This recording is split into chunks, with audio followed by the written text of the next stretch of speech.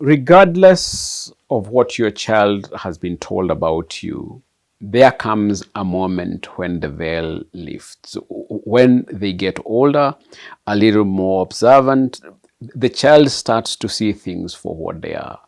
Patterns begin to form in their memory, inconsistencies click into place, and slowly, the child who once only heard the loudest parent begins to notice the quiet truths.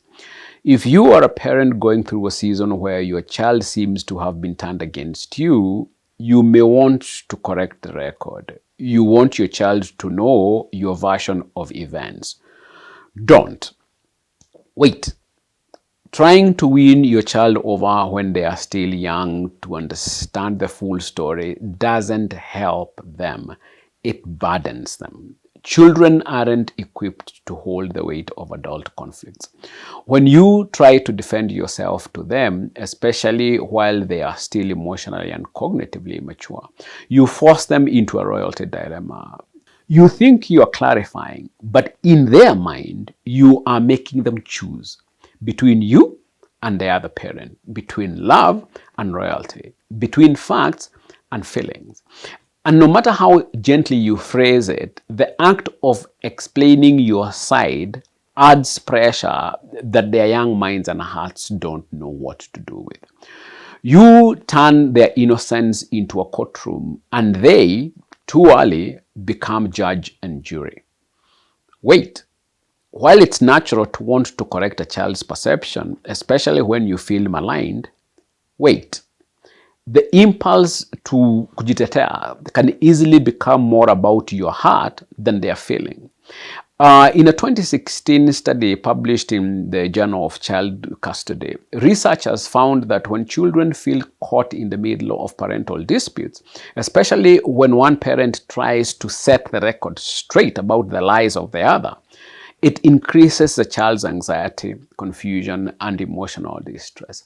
The study emphasized that children do not benefit from being given adult information prematurely, and attempts to sway perception, even with good intentions, often result in relational damage that takes years to repair. Wait. It is a painful discipline, but you must learn to wait. And what do I mean by wait? Wait. Keep showing up consistently. Stay predictable. Be the parent whose love does not depend on being right in the moment. Over time, and with space, if you remain present, truth often rises without force. Studies into adult recollections of childhood conflict have consistently shown that many kids come to see, with age and distance, who was steady, who was safe, and who sought to control the narrative. The performance always ends. The pattern always reveals itself. And often, the very parent who tried to orchestrate royalty ends up exposed by their own overreach. Only if the other can wait. Be a safe place. Be the calm in the noise. Be the parent who doesn't force understanding but invites trust. Don't use the child to vindicate your pain. Wait. Find adults to hold that with you, therapists, friends, or family, so your child doesn't have to. You protect your child's right to innocence even when it costs you emotionally. Wait. The moment of realization will come. Quietly. No grand confessions. No dramatic reconciliations. It's often just a soft, almost unnoticeable shift in how they speak to you, how they ask you things, how they start to look back and say, now that I think about it, that makes sense.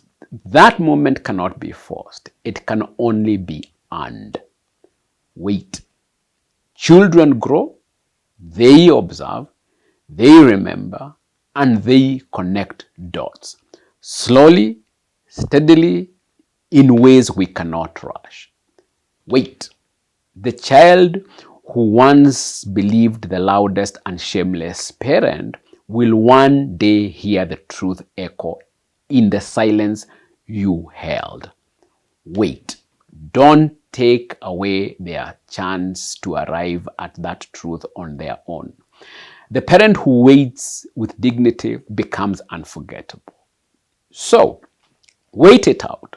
Not because you are weak, but because you are wise. Not because you have nothing to say, but because you know the difference between speaking to be heard and staying silent to be understood. In time, children always see the truth. The question is, will you wait long enough for them to see? Wait.